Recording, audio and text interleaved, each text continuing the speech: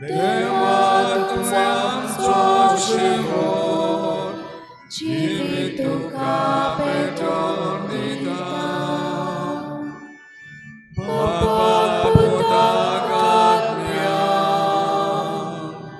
वंदन महिमा सासना बाबा पुताक आज्ञा वंदन महिमा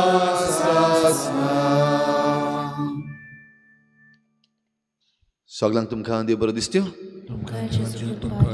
निमाई मोगाचो येवकार तुमकां आयचे मिसाचे भेटीन आयचे मिसाची भेट आमी भेटयता सुपून गेल्ल्या आदिलिना कार्वालो आनी दुसरें तेसो आमी भेटयता सुपून गेल्ल्या इदालिना मिस्किता देवान तांकां सर्गीचें सूख फावो करूंक हे भेटेंत आमी मागुया तशेंच आयज आमच्या मागण्यांत दवरुया आयज कॅप्टन विरियातो फेर्नांडीस आपलो जल्माचो दीस मनयता देवान ताचेर भरपूर आशिर्वाद घालूंक आनी जो बरो वावर तो आमच्या गोंयचे पासत करता त्या वावराचेर देवान आशिर्वाद घालूंक आनी ह्या वावरान ताका राखूंक सांबाळूंक मागुया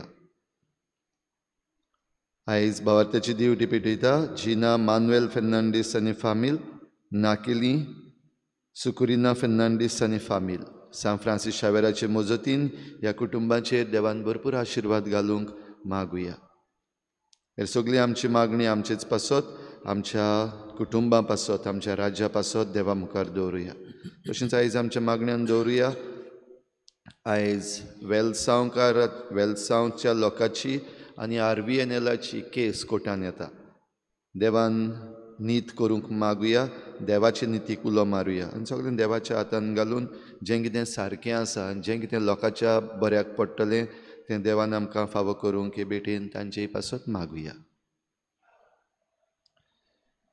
बापाचे आनी पुताचे आनी पवित्र आत्म्याचे नांवी आमच्या सोम्या जेजू क्रिस्ताची कृपा बापाचो मोग आनी पवित्र आत्म्याचो एकवट तुमचे सवे आसूं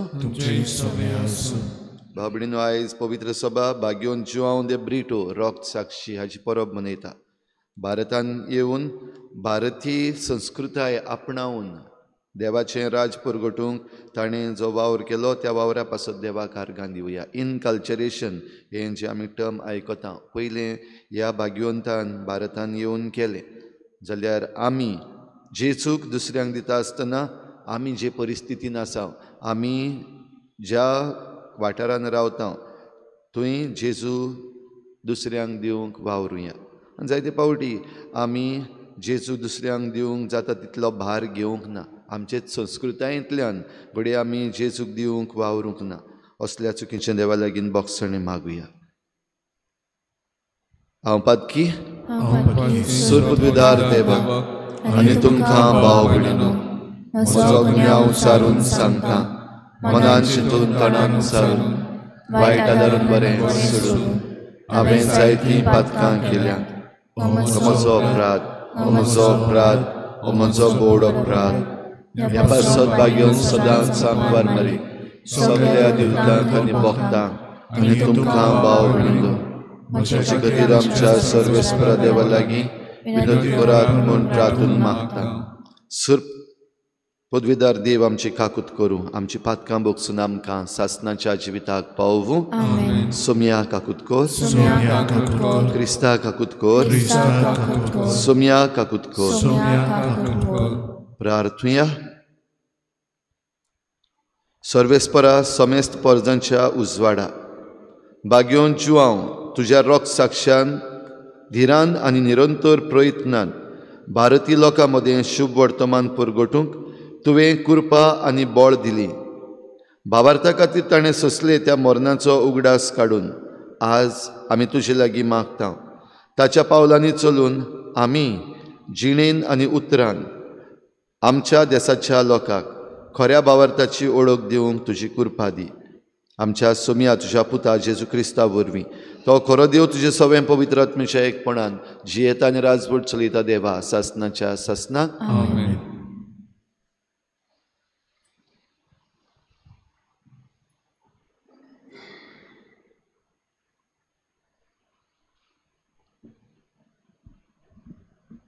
भाग्यवंत पावलून कोरिंदकारांक बरयलोले पयले चिटीवेले वाचप शुभ वर्तमान परगटचें काम म्हणल्यार म्हाका वडवीक न्हय, तो एक म्हाका कायदो. तें हांव परगोट करिना जाल्यार म्हजें कोटा. म्हजे कुशेन हें काम हांव करता जाल्यार म्हाका मजुरी मेळ्ळी. पूण म्हजे कुशे विणें हो कारबार म्हजे आदीन केला जाल्यार म्हजी मजुरी खंय आसा? शुभ वर्तमान म्हाका दिता ते होक सोडून हांव तें फुकट परगोडटा तातूंच म्हजी मजुरी आसा. सगळ्या मनशां सोरी हांव स्वाधीन जावनूय सगळ्यांक जोडून घेवचे खातीर हांव सगळ्यांचो गुलाम जाला. अशोक्तांक जोडून घेवंक अशोक्ता बरोबर हांवूय अशोक जालो. थोड्यांक पूण कशेय भाशेन तारण जोडून घेवंक हांव सगळ्यांक सोगोड जालो. शुभ वर्तमानांत म्हाका वांटो मेळूंक शुभ वर्तमाना खातीर हें सगळें हांव करतां. एका रांगणांत धांवपी सगळेच धांवतात पूण एकल्याकूच इनाम मेळटा म्हूण तुमी नकळोत. म्हणटच इनाम जोडून घेवचे दृश्टीन तुमी धांवात. पेलवान सगळ्यांचो त्याग करतात. ते भावता तसलो हार जोडूंक तशें करतात. पूण आमी कदींच भावना तसलो हार जोडूंक वावुरता. हांव धांवता तेन्ना इनाम मेळच्या हेतून धांवता. अशें वाऱ्यार मुट्टी मारिनासतना हांव कुस्ती खेळटां.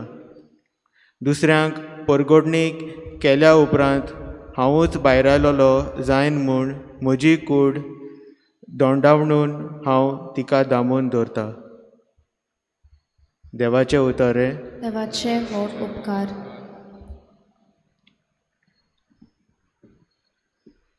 आमचो जबाब जातलो, प्रितुमेच्या राजानो देवाच्या मानाक गायन करात.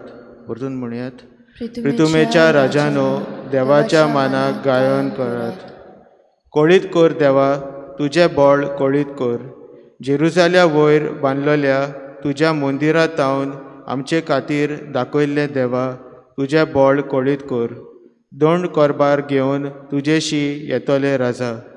जबाब, प्रितुमेच्या राजानो देवाच्या मानाक गायन करात. प्रितुमेच्या राजानो देवाच्या मानाक गायन करात. मळबार पुर्विल्या मळबार गाडयेर बसून तो भोंवडी मारता. आपलो ताळो गोड गोड कसो गाजयता. चलात तर देवाचें बोळ ओळखून घेयात. जबाब, प्रितुमेच्या राजानो देवाच्या मानाक गायन करात. इस्रायलाचेर परजळटा ताची मोहिमा, कुपांचेर ताची पदवी. ताच्या पवित्र जाग्यार देवाचें खूब भें दिसता. तोच इस्रायलाचो देव आपले परजेक बोळ आनी सोको दिता. देवाचें नांव व्हड जावं. जबाब, प्रितुमेच्या राजानो देवाच्या मानाक गायन करात. उद्गार.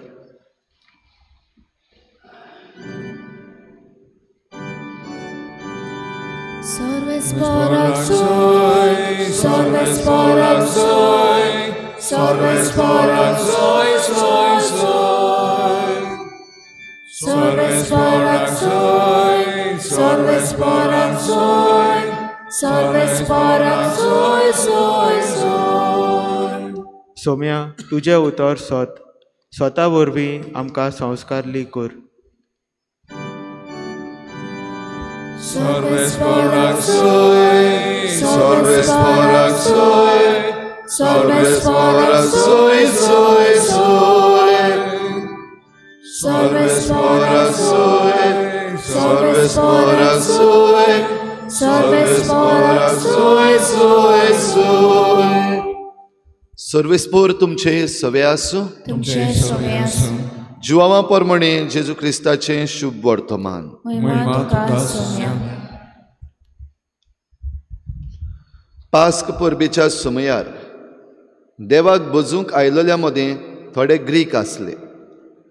गालिलियांतल्या बेतसायदेच्या फिलिपा सरशीं येवन तांणी अशी मागणी केली, सायबा, आमी जेजूक पळोवंक सोदता. फिलिपान वचून आंद्रेक सांगलें. आंद्रेन आनी फिलिपान बराबर जेजूक सांगलें. जेजून तांकां परतिपाळ केलो. मनशाचो पूत मैमेवन जावचो वेळ पावलो. हांव तुमकां सत सांगता, गोवांचो कोणो जमनीर पडून मरना जाल्यार तो तसोच उरता, पूण मरत जाल्यार जायतें पीक दिता. जो कोण आपल्या जिवाचो मोग करता तो आपलो जीव इबाड करता. जो कोण ह्या संवसारान आपल्या जिवाचो द्वेस करता तो आपलो जीव सासणाच्या जिविताक सांबाळटा. कोणूय म्हजी सेवा करता जाल्यार ताणें म्हजो पाटलाव करूंक जाय, आनी जंय हांव आसां थंय म्हजो सेवकूय आसतलो. कोणूय म्हजी सेवा करीत जाल्यार म्हजो बाप ताका मान दितलो. आतां म्हजेर आखांत आयला. हांव कितें म्हणूं? बापा, ह्या वेळांतलो म्हाका निवार अशें म्हणूं?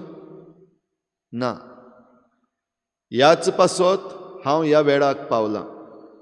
बापा, तुज्या नांवाक महिमा जडून घे. तेन्ना एक स्वर्गीचो ताळो आयलो. हांवें म्हज्या नांवाक महिमा जडून घेतल्या आनी परत हांव महिमा जडून घेतलों. लागीं आसलेल्या लोकान हो ताळो आयकलो आनी म्हणलें, गडगडो मारला. दुसऱ्यांनी म्हणलें, एक देवदूत ताचे कडेन उलयला. जेजून परतीपाळ केलो, हो ताळो म्हजे पासत न्हय, तर तुमचे पासत गाजला. आतां संवसाराची मनसुबी करचो वेळ. आतां ह्या संवसाराचो अधिकारी भायर पडटलो, आनी जेन्ना म्हाका जमनी वेलो उंच उबारतीत तेन्ना हांव सगल्या मनशांक म्हजेशी ओडून हाडटलों. अशें म्हणून आपूण कसले तरेचें मरण भोगचो आसलो तें ताणें दाखोवन दिलें.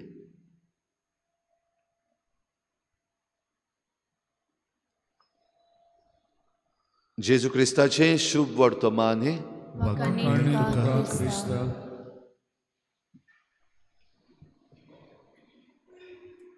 बागेवन जुआंव दे ब्रिटो रॉक साक्षी आनी आमच्या भारतान रॉक साक्षी. आयज आमच्या भारत देशाक ही खेरीत परब. भाव भयणीनो, जुआंव दे ब्रिटो हाच्या जिविताचेर आमी एक ल्हानशी नदर मारली जाल्यार तो पुर्तुगालान जल्मलो आनी जेजुईत संस्थेन पाद्री जालो. सुमार 9 वर्सांचो आसतना खंय तो राजमालान पावलो. आनीक जो कुंवर आसलो प्रिन्स, तो उपरांत मागीर पीटर II म्हूण राजा जालो, ताचो इश्ट जालो. आनी तेन्ना ल्हान आसतना ताचेर कितें तरी मारेकार दुयेंस येवन सारको मरणाचे तडीर पावलेलो, मरपाक पावलेलो भुरगोच आसतना. आनी तेन्ना ताचे आवयन खंय आंगवण केली, ताका मरणांतलो वाटाय. तो जरी तर मरणांतलो वाचवलो जाल्यार ताका हांव जेजुईत पाद्री करतली. आवयन आंगवण केली आपल्या पुता पासत, ताका जरी तर वाचयत जाल्यार ताका हांव जेजुईत पाद्री करतली. आनी कसोच त्या मरणांतलो तो वाचलो आनी व्हड जाता जाता हे आवयन आपल्या पुताच्या काळजान हें बी ओंपलें. आनीक जेजुईत पाद्री जावंक तो मुखार सरलो. जरूय आडकोड आसली, राजा वाटेन सावन आडकोड आसली, ताच्या इश्टा कडेन सावन आडकोड आसली, कित्याक तो याज्ञीक जावंक वेता, हुशार. आनी ताची हुशारकाय राजाक बऱ्याक पडटली आसली. पूण हीच हुशारकाय घेवन आपूण जेजूचें शुभ वर्तमान परगटूंक भारतान वेता म्हूण तो भायर सरलो. जेजुईत पाद्री जालो आनी गोंयां आयलो. गोंयां येवन ताणें आपलें शिक्षण घेतलें.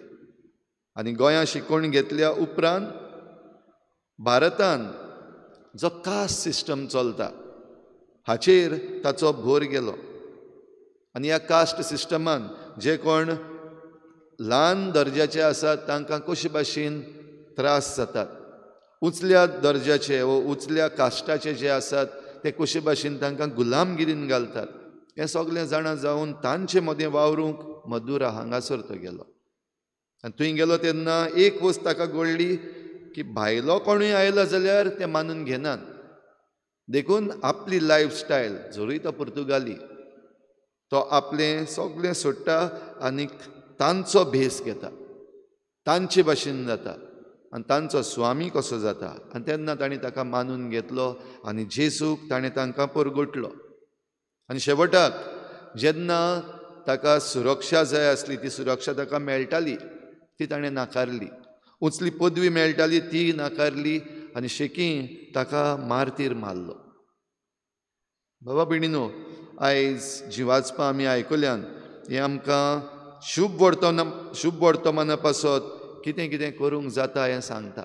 आनी शुभ वर्तमान परगटूंक मुखार वचपाचो हेतू भोव करून बागेवन पावलूचो. हाच्या पयल्या वाचपान आमी आयकलां बागेवन पावलू त्यो सगल्यो भोव करून स्पोर्ट्स खेळाच्यो ज्यो वस्तू आसात त्यो आमच्या मुखार दवरता. आमी खेळान भाग घेता जाल्यार, स्पोर्ट्सान भाग घेता जाल्यार जिखचे पासत, ट्रॉफी आमकां मेळपाक जाय. आतां आयतारा दिसाक आमचो टुर्नामेंट जातलो, सगल्यो समुदायो आपूण जिखूंक खेळटल्यो, सगल्यांक जिखपाक जाय. आनी हें करता आसतना हें जैत जेजू सोवें क्रिस्ता खातीर. हें जैत मेळोवचे पासत आमी धांवता, हारपीट जाता, पूण बेश्त्यो वाऱ्यार मुठी मारीत जाल्यार कुस्ती जायना, हेंय तो आमकां सांगता. वयल्या वयर केल्यार कांय जायना. कुस्ती म्हणटा ती वचोन त्या मैदानार खेळपाक जाय, जोखमी जावपाक जाय, दुसऱ्याक आड घालपाक जाय, ही कुस्ती. वाऱ्यार मुठी मारल्यार जायना. जायते फावटी आमचें जिवीत घडये फकत वाऱ्यार मुठी मारपाचें जाता आनी ह्या पासत वावर जो आसा तो थंयच उरता.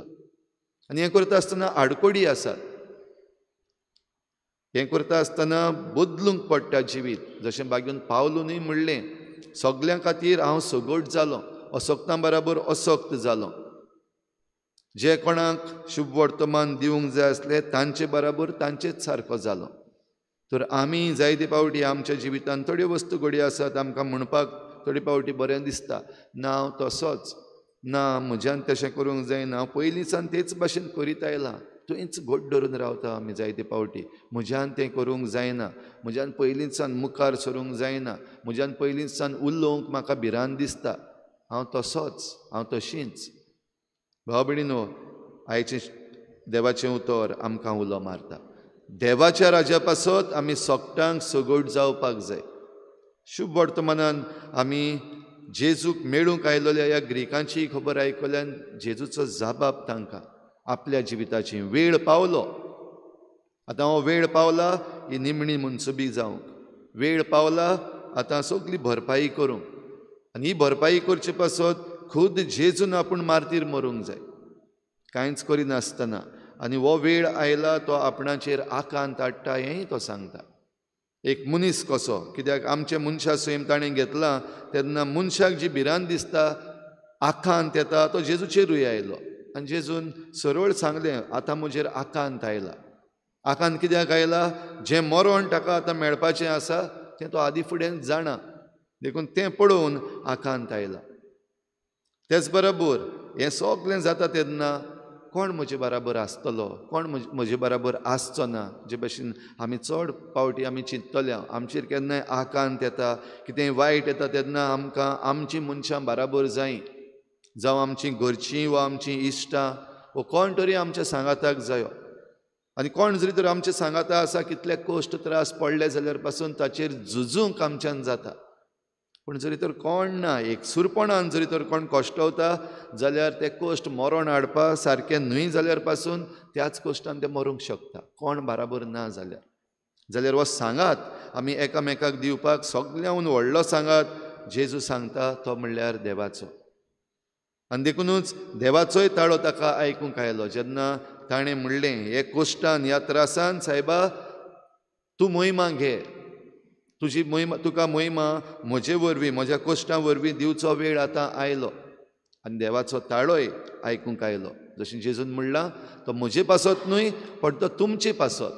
तुमी तो आयकून समजूंक कितें जावपाचें आसा. आतां ही सोडवण मेळोवपाक आमी कितें करपाक जाय, म्हजे बराबर तुमी कितें करपाक जाय, हें सगळें तांकां कळचे पासत हो आवाज तुमचे पासत, भावार्थ घोट करचे पासत आनीक मिसांव घेवन फुडें वयचे पासत.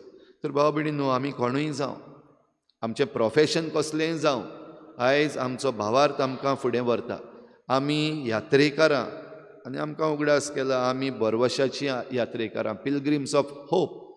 जरूय आमचे भोंवतणी आमकां जायत्यो वस्तू दिसती पडटल्यो, सगळें काबार जाता म्हूण आनीक कांयच करूंक जायना, असलें निराशीपण जायते फावटी आमकां आयलां. भोव करून जेन्ना वेगवेगळ्यो वस्तू ज्यो आमचेर चिड्डून घातलेल्यो आसात, भोव करून आमचो सरकार जेन्ना आयज आपणाक जाय ते भाशेन करता, हे व्हडले व्हडले प्रकल्प हाडपी आसात, तांचे लागीं दुडवांचो फोर्स आसा, तांचे लागीं पुलिसांचो फोर्स आसा, तांचे लागीं कायदो आपणाच्या हातान घेतलेलो आसा, आनीक कांय जायना. निराशीपण, लाचारपण जायते फावटी आमचेर येता.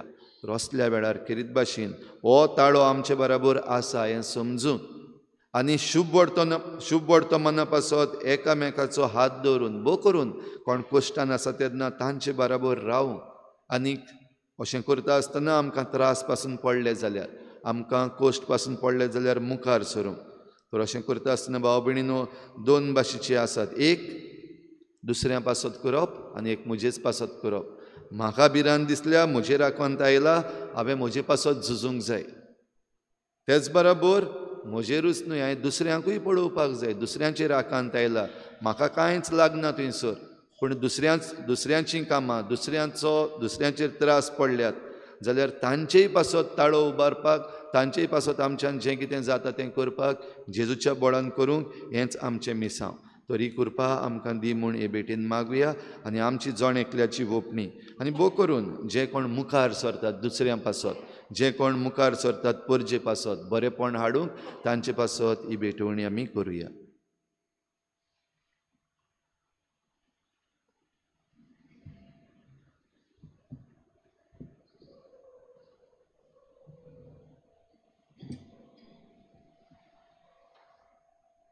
गायन घेऊया C25 पेज नंबर 39.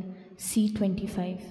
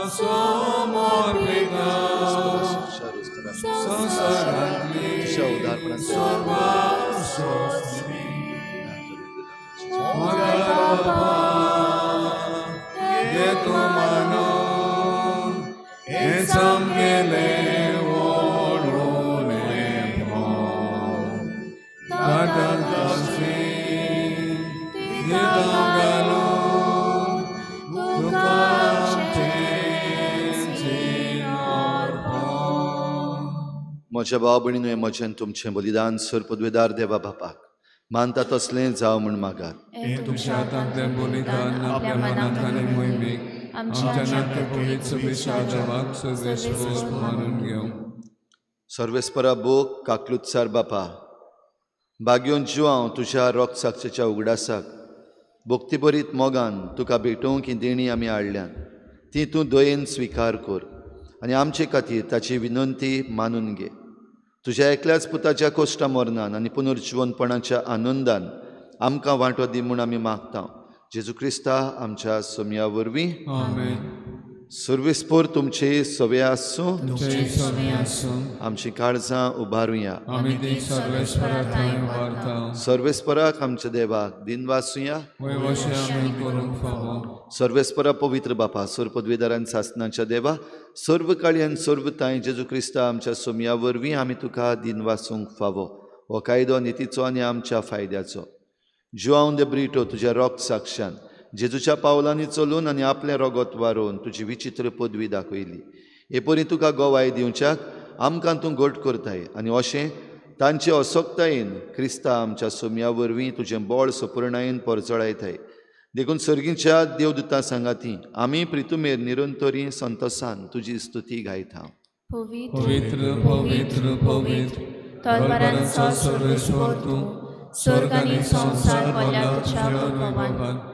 सर्गी तुका जय जय, सर्वेस्वराचे नांव येता ताका जय. सर्गी तुका जय जय. बापा खरोच तूं पवित्र, तूं सगळ्या पवित्रपणाची झर तुज्या पवित्र आत्म्यांक धाडून ही देणी पवित्र कर म्हूण आमी मागता.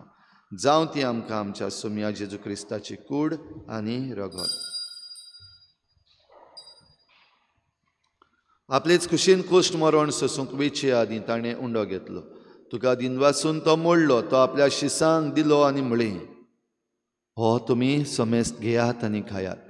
ही म्हजी कूड तुमचे पासत समर्पूंची.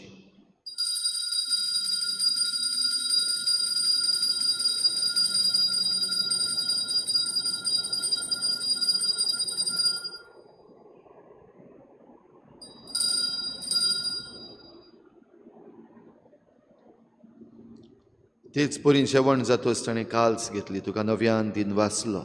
ती आपल्या शिसांक दिली आनी म्हळें, तुमी समेस्त घेयात आनी हातलें पियेयात. ही म्हज्या रोगताची काल्स, नव्या आनी सासणीक कराराचें हें रगत.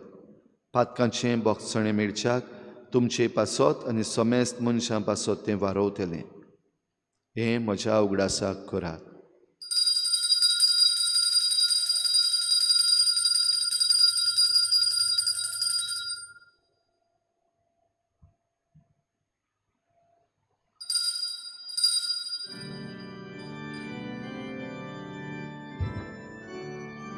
भावार्थाचो गुटपूर गुठुया. तुझ्या कुर्सानी पुनर्जीवनपणा वरवीं तुवें आमकां सोडली सोम्या. संसाराच्या सोडवणारा आमची सोडवण. बापा जेजूच्या मरणाचो आनी पुनर्जीवनपणाचो आमी भक्तीपणी उगडास करता आनी हो जिविताचो उंडो आनी सोडवणीची काल्स तुका समर्पिता. तुजे मुखार येवंक आनी तुजी सेवा करूंक आमकां फावो केलें देखून आमी तुका दिन वाचता. आनी जेजूची कूड आनी रगत शेवतल्या आमा समेस्तांक पवित्र आत्म्या वरवीं एकठांय कर म्हूण आमी नम्रतायेन मागता. सर्वेस्परा, आखे प्रितुमेचेर विस्तारलोले तुजे पवित्र सोबेचो उगडास कर आनी फ्रांसीस आमच्या बागेवन बापा, फिलिप नेरी आमच्या गवडी बापा आनी सगळे याज्ञिकी वर्ग बरोबर तिका प्रिती मोगांत वाडय. पुनर्जीवनपणाचो बरवसो धरून मेल्यान त्या सगळ्या आमच्या भावा भयणांची काकूत कर. तांकां तुजे इश्टागोतीन मेल्ल्या समेस्तांक तुजें परजोडीत मुखामळ पळोवंक फावो कर. आमा समेस्तांची हे भेटेक आयज हाजीर जालोल्या सगळ्या तुज्या भुरग्यांची दया कर म्हूण आमी मागता. आंकवार मरे देवाची माई सांगाती, तिच्या पती बागेवन जुजे, बागेवन धर्मदुतां, बागेवन जुजे वाज आनी बागेवन फ्रांसीस शावेर, बागेवन जुआंव दे ब्रिटो आनी सर्व काडी तुका मानवल्या त्या सगळ्या भक्तां बरोबर सासणाच्या सुखांत आमकां वांटो दी. तांच्या सांगाता तुजी महिमा गावंक आमकां फावो कर. जेजू क्रिस्ता तुज्या पुता वरवीं. त्याच जेजू वरवीं, त्याच जेजू सांगाता, त्याच जेजू थंय पवित्र आत्मेच्या एकपणान सरपदवेदार बापा, सर्वंदन आनी वैभव तुका सासणाच्या सासणां. वेळ पावलो बापाक महिमा दिवपाचो आनी जेजून भासायलां, जेन्ना तुमी म्हाका उंच उबारून दवरतीत तेन्ना सगलो संवसार हांव म्हजेशी जोडून घेतलो.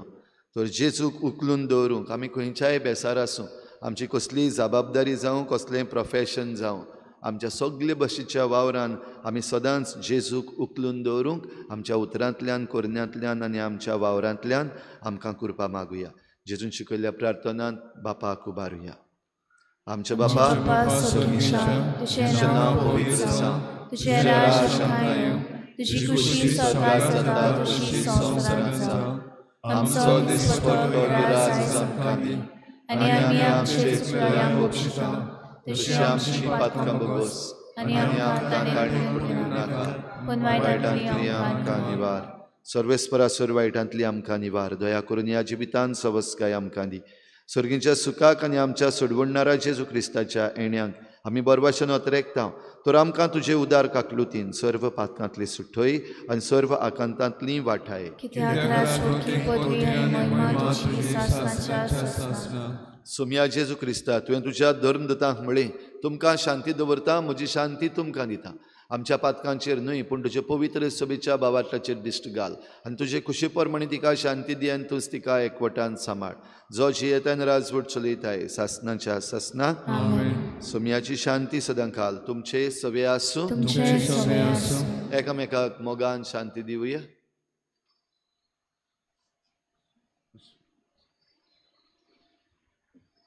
देवाचे शिले तू संवसाराचे पाप काडटले आमची काकूट कर. देवाचे शिले तू संवसाराचे पाप काडटले आमची काकूट कर. देवाचे शिले तू संवसाराचे पाप काडटले आमकां शांती दी.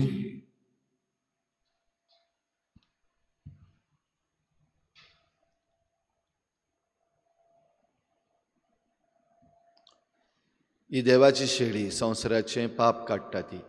शेळीच्या जेवणाक आपयल्यान ती आमी सगळीं सुभागी. म्हज्या भितर येवचें म्हाका फावना, पूण तुज्या एका सुत्रान म्हाका भलायकी मेळटली.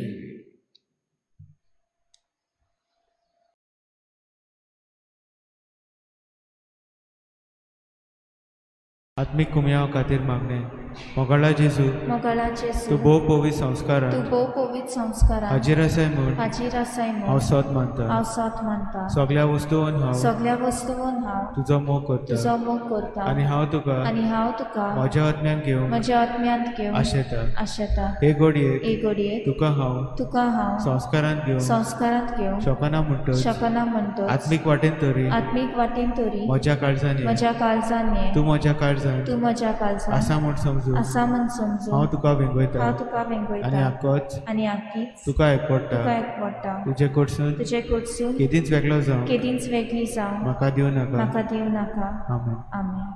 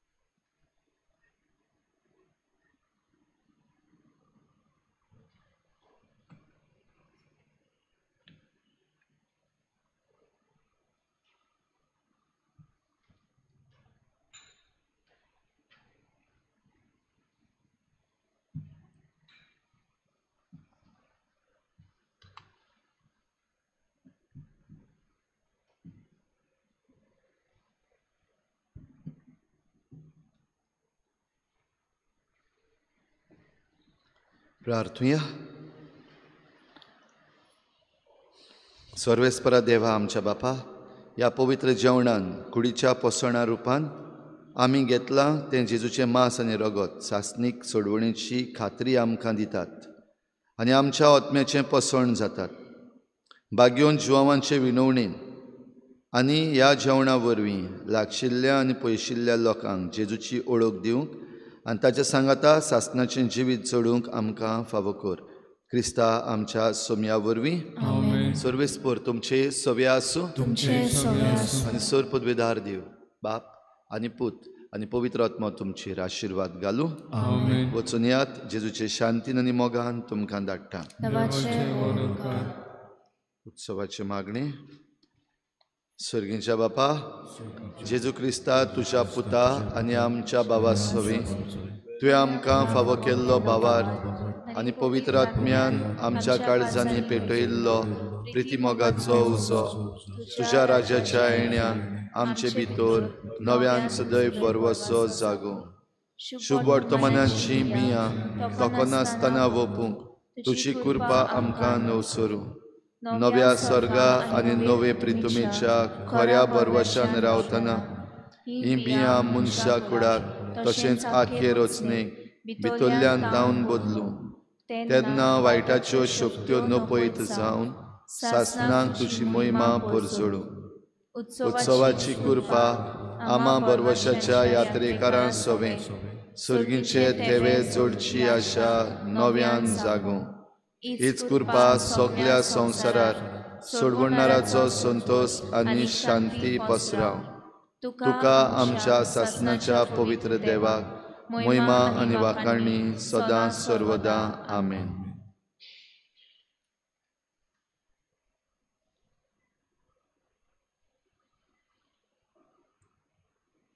गायन घेऊया E3 पेज नंबर 77. E3.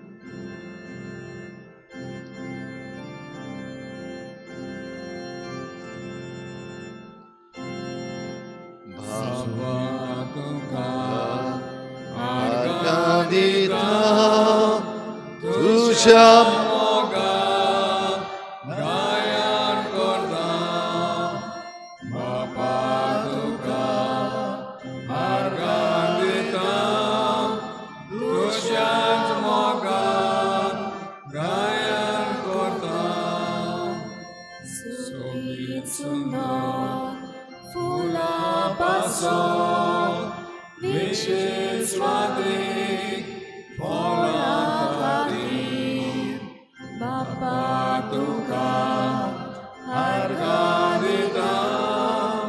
तुझ्या